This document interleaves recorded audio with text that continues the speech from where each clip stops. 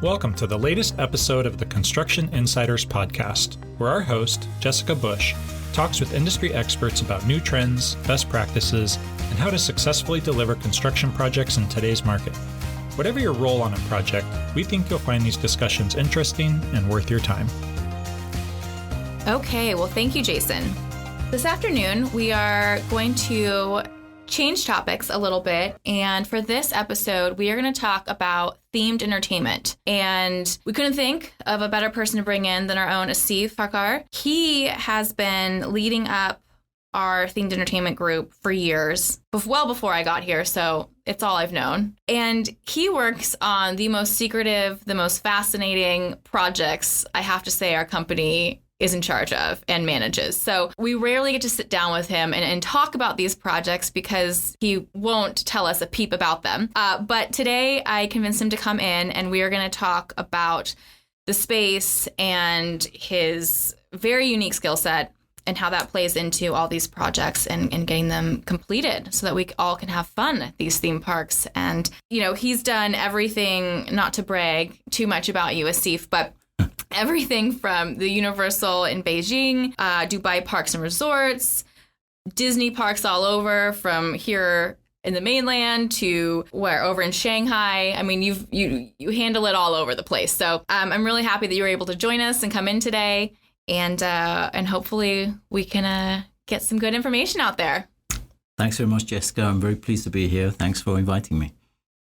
All right. So without too much time, I'm just going to jump on in because I have a lot of questions for you and we have a short amount of time to get through them. So just a little bit about kind of getting a listener. I mean, I've kind of said everything about, you know, project-wise, what you work on with us and all of your expertise there, but a little bit of your background and kind of what got you into this very specific space of themed entertainment. It's not something that you hear about a lot on the construction side, project management side, excuse me.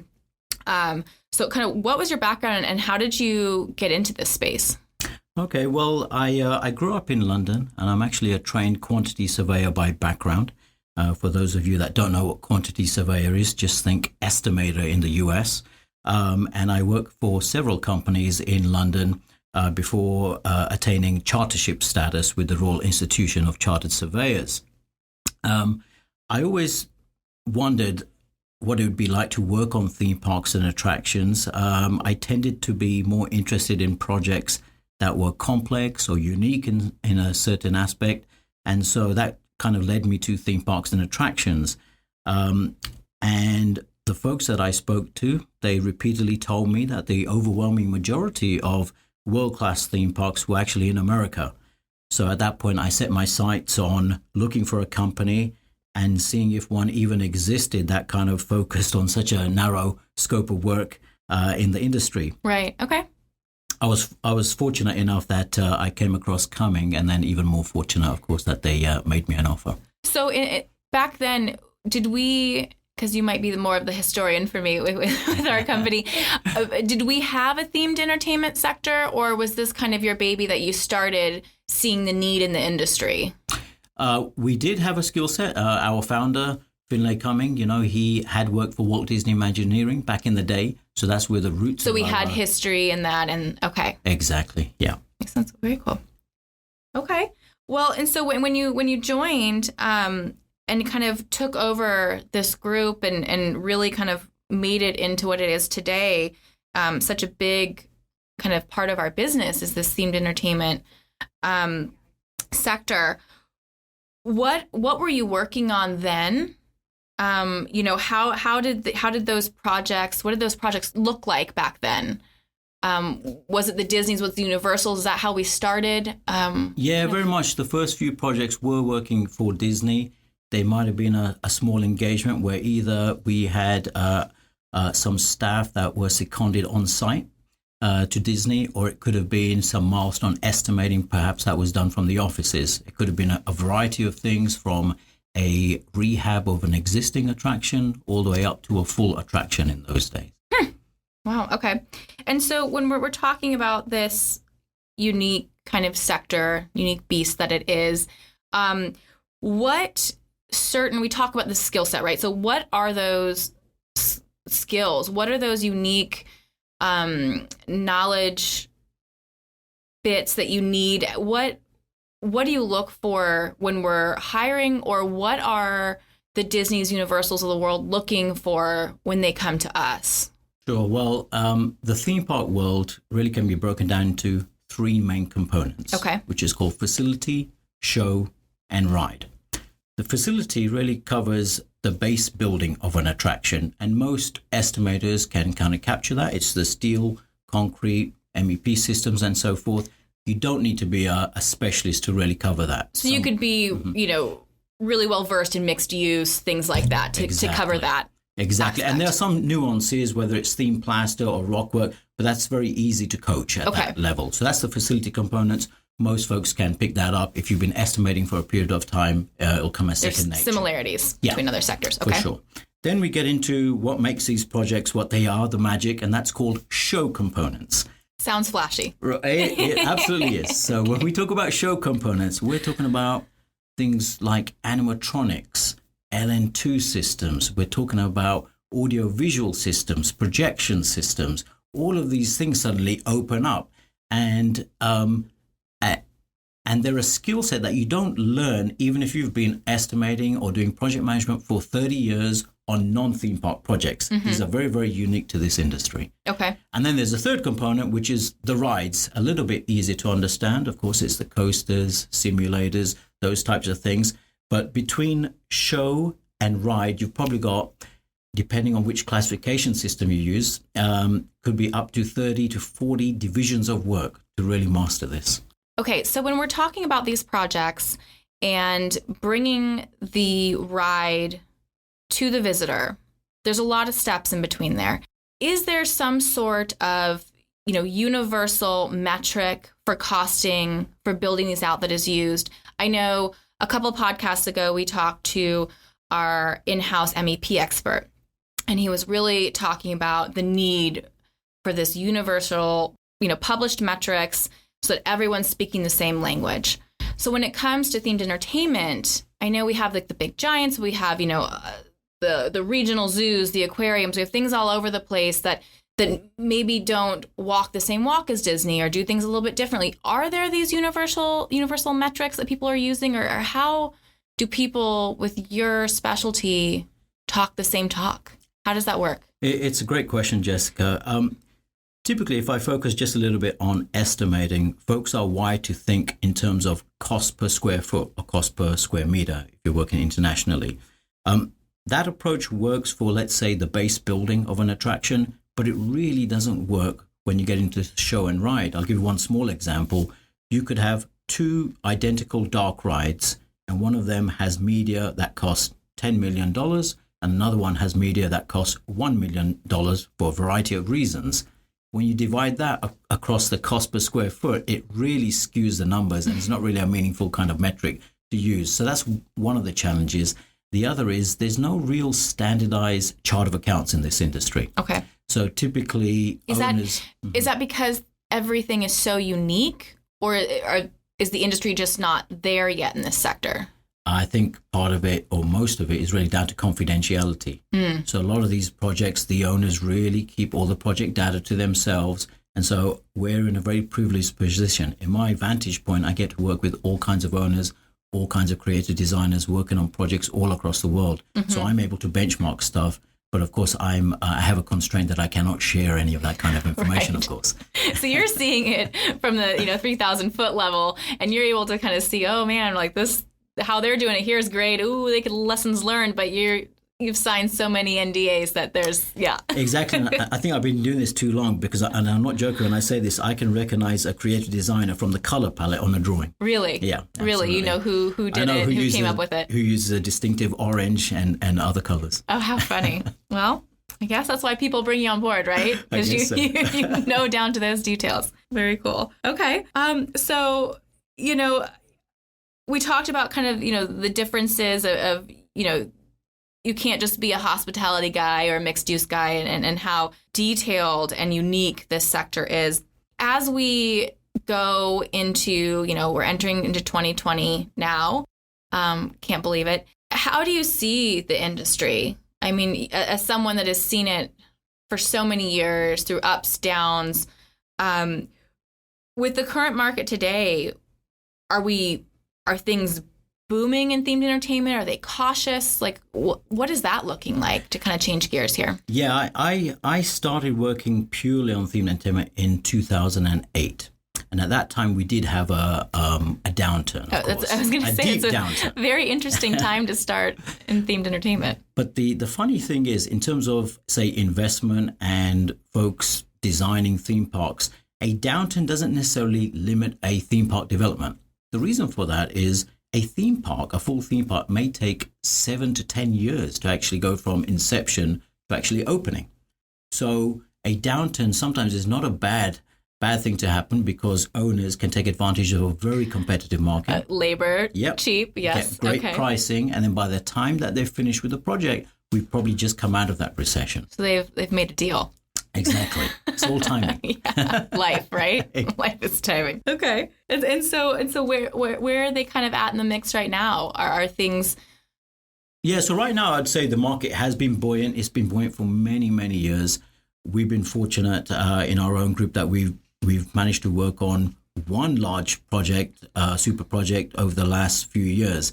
And I don't see that reducing to any extent. Right now, across the world, there's a lot of activity in Asia. Both coasts in the US have a lot of activity, California and Orlando. That's really where our focus is at the moment.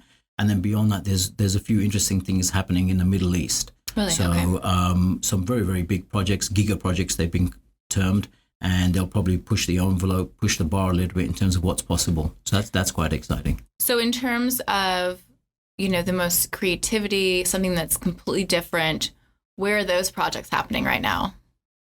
For you, what are you most excited at? What are you looking at and being like, wow, that's something? Yeah, so I think one of the fascinating things about working on theme parks and attractions is that innovation. Yeah. And is the fact that people are always trying to do something different.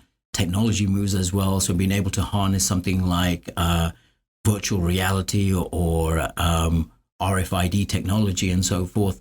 So that makes it really interesting. It makes it tough as well to manage, because a lot of these things have never been done before. So there's no proof of concept. No proof of concept. And you personally must always be having to learn and challenge yourself and read up and just constantly be trying to get that knowledge as well to stay the expert. Exactly. It's an ongoing process. I mean, I don't know anything. There's way too much divisions for me to know everything, but it keeps me on my toes. And I always tell my team as well, listen, just try and pick up a new kind of division of work, learn about it, become a master of it. And surely over a period of time, you become an expert. It's a big step to be able to manage a single attraction and then a complete theme park, one land, and then a complete theme park. And then the most extreme assignment that we had, which was managing multiple theme parks, as in Dubai Parks and Resorts. 3 theme parks were built, including a water park at the end, all at the same time. Never been done before. Incredible. Wow. Yeah. Talk about a challenge. Very cool. Kind of, again, talking about where we see things going and what's going on around the world. What are, other than just innovation, are there other goals that you see, these clients having that are similar, or are there goals generally different from each other? What do you see kind of just on that, what the client is looking for and with the market and interest of the visitor today? Look, I think ultimately theme park operators are there to earn a profit. To earn a profit, they need to get guests at the turnstiles and into their park. So they're always trying to do something. It might be the biggest, the windiest, the coolest, the fastest, some kind of hook to get people to go to their park. Look at Orlando. Look at how many different theme parks there are. And yet new ones will appear there. And that's because you get such a dump of people there that they're all fighting. They all have options there. So I think that's pretty incredible. And that's happening right around the world, really. There isn't really a patch of earth that doesn't have even a regional park at the moment, so there's lots of plans in place at the moment. So it's still, people still are getting out of their homes, they're still getting excited. you've talked about Orlando. Do you see that a lot where there's a region, a city that is just really becomes a hub versus having something spread out across different cities? Why having a hub versus having it spread out? You think that I can see pros for both and cons for both. Yeah, I think Orlando is very much a unique case. Look, you get whatever it is, 40 million plus visitors a year to that region. But typically, honestly, I get a lot of phone calls where a prospective developer will say they want to do a theme park, and I'll just pick on California for a second, and they want to do it in California. And I ask a couple of questions. Well, why California? And often it's because they live there. Well, that's not a very good business reason to be building a theme park. These things are difficult enough as it is. So I think Orlando is the exception. But the reason it gets so much interest is just because you have so many people, the people that go there, they obviously understand theme parks. So if there's a new theme park for them to try, they're more kind of educated to try it. Yeah. Okay. So, kind of on that note, when we're talking about, where are the theme parks located, what's coming up, kind of planning for the future and seeing where it goes, what are some of the most interesting kind of lessons learned from these projects around the world that you've seen? I don't know if you have like your top 3 or 5, but I think that would be really interesting to kind of talk through. Because I'm sure you've seen some crazy things. You've seen some what are you doing things. Yeah, sure. Well, in terms of a trend that's happening, we've spoken a lot about attractions and theme parks. But when you talk about themed environments, it's not just about theme parks. I was talking to someone the other day that spoke about needing creative input at medical facilities. And when you think about it, well, yeah, that's a horrible experience for many people, right? To go in and have some surgery. So why not make that a more pleasant experience? We've already gone through that cycle in airports.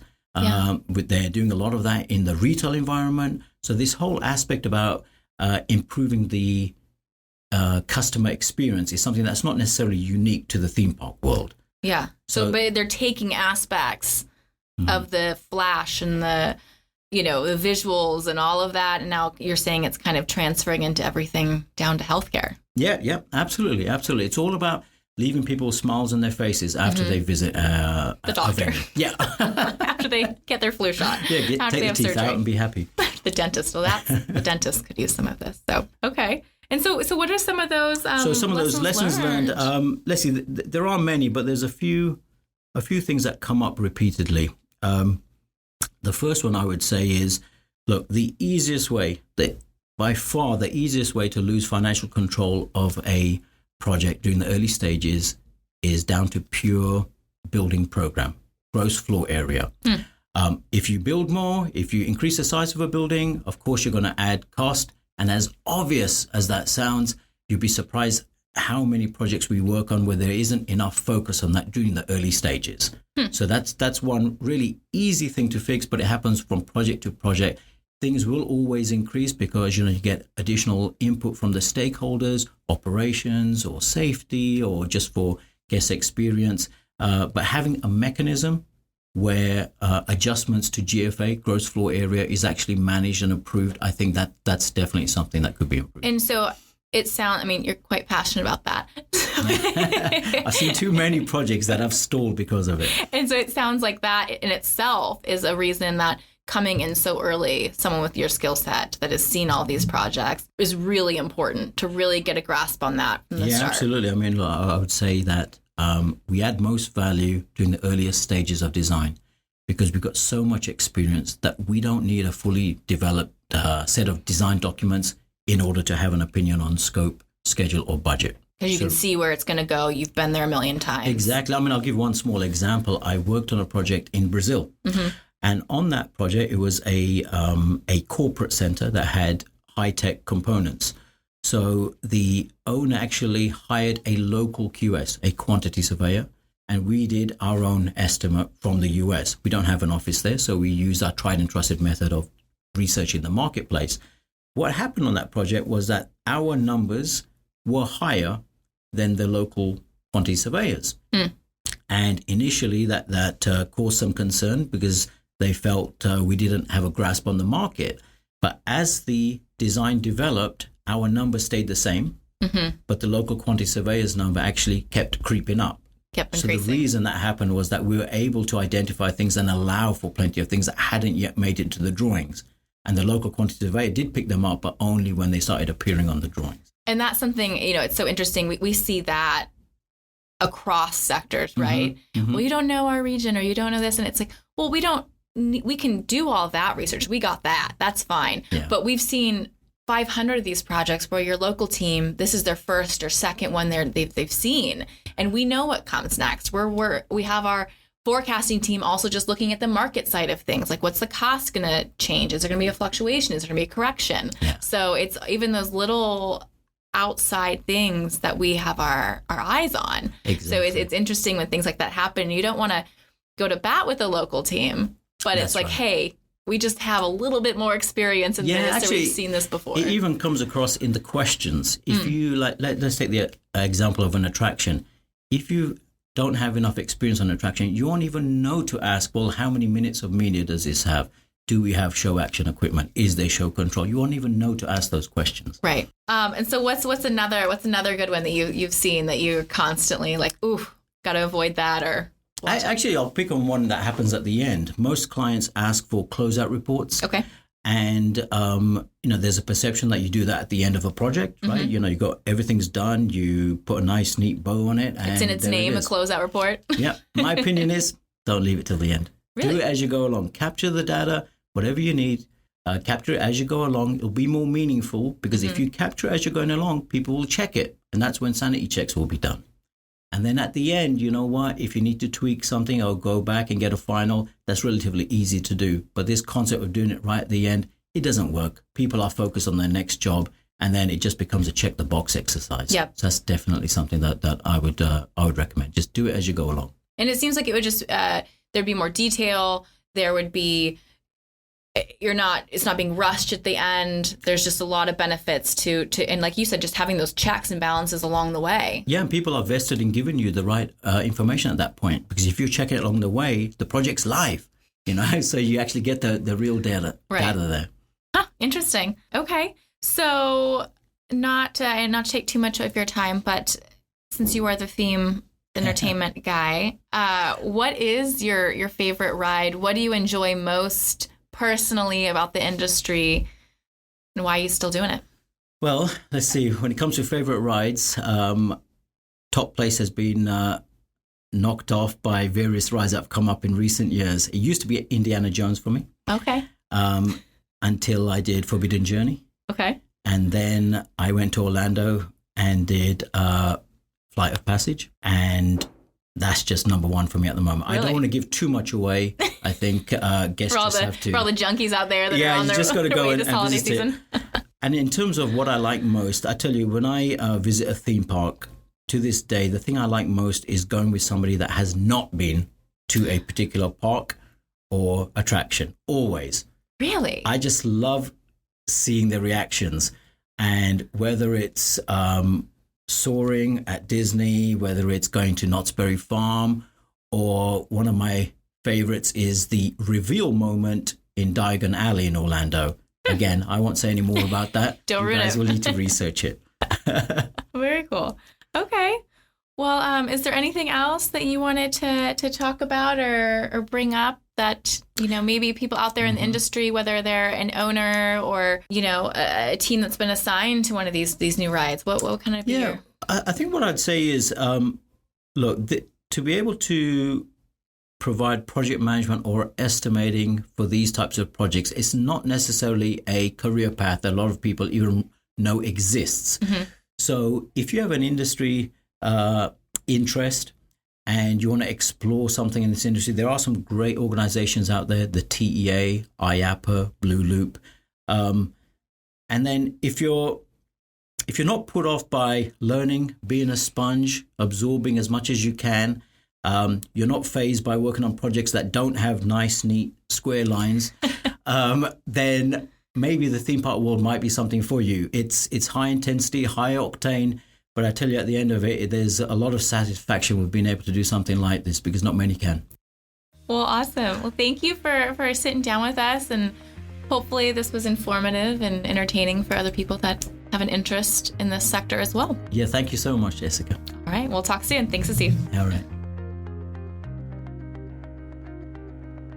If you enjoyed this episode of Construction Insiders, we encourage you to check out our website at www.ccorpusa.com. That's ccorpusa.com, where you can find our full knowledge library under the Insights tab. It's all great stuff. We're really passionate about it, and we hope you'll check it out. Thanks for listening.